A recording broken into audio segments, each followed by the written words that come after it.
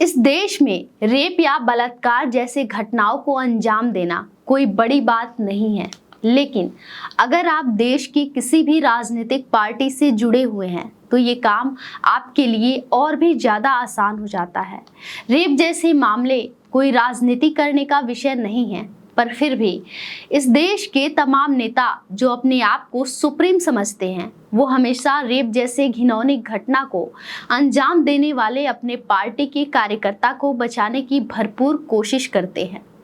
जब मामला रेप का हो तो किसी भी व्यक्ति के लिए सहन करना सामान्य बात नहीं होती, लेकिन फिर भी आज इस भाग दौड़ भरी जिंदगी में लोग कहीं ना कहीं इंसानियत को भूलते जा रहे हैं, और यह बात हम इंसानों के लिए बहुत बड़े खतरे का संकेत है।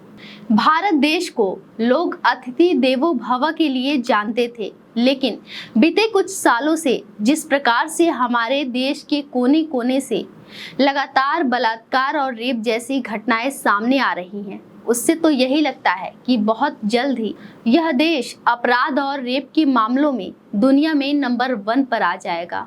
अब सवाल ये उठता है, क्या रेप जैसे गंभीर मामले राजनीति करने के लिए हैं? आए दिन रेप जैसे कई मामले सामने आते रहते हैं, लेकिन इस देश के नेता आरोपियों को सजा दिलाने की बजाय उस पर राजनीति करने में जुट जाते हैं।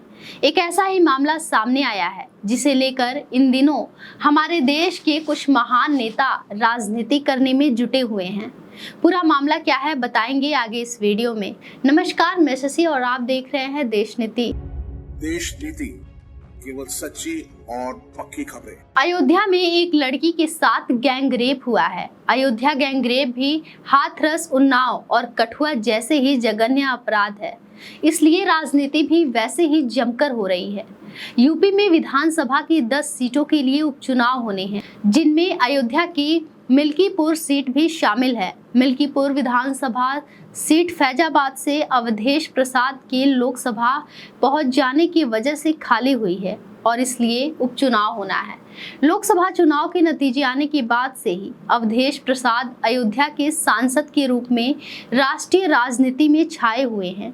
अवधेश प्रसाद को अखिलेश यादव जगह जगह खास महत्व देकर पेश कर रहे हैं और यूपी में बीजेपी के खिलाफ अपनी राजनीतिक जमीन मजबूत करने में जुटे हुए हैं।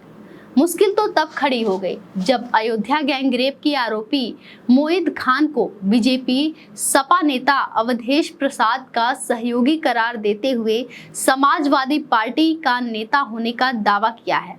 अवधेश प्रसाद के साथ मोहित खान की कई तस्वीरें सोशल मीडिया पर वायरल हो रही हैं। मोहित खान को लेकर अब तो अवधेश प्रसाद ही निशाने पर आ गए हैं। मोहित खान के साथ की तस्वीर पर सवाल उठाए जाने पर अवधेश प्रसाद ने कहा है कि रोज कम से कम 500 लोग मेरे साथ फोटो खिंचवाते हैं। हम फोटो के लिए किसी को मना नहीं कर सकते हैं। साथ ही इस मामले पर अवधेश प्रसाद का कहना है कि किसी भी निर्दोष को न फंसाया जाए, डीएनए टेस्ट कराया जाए। समाजवादी पार्टी पीड़ित और उनके परिवार के साथ पूरी मुस्तैदी के साथ खड़ी है। बिना जांच के आखिर अवधेश प्रसाद को क्यों लग रहा है कि किसी भी बेकसूर को फंसाया जा रहा है? ये तो ऐसा लगता है कि वो मोहित खान को बेकसूर मान रहे हैं और पहले से ही अपनी तरफ से क्लीन चिट दे रहे हैं। अवधेश प्रसाद ने भी अखिलेश यादव की तरह यहाँ डीएनए टेस्ट कराने की मांग को दोहराई है। इस मामले को लेकर बीजेपी ही नहीं, देश की तमाम राजनीतिक पार्टियां सपा को घेरने में लगी हुई हैं। अब मामला ये अयोध्या का है। बीजेपी फैजाबाद की सीट हारने से पहले ही चिढ़ी हुई है।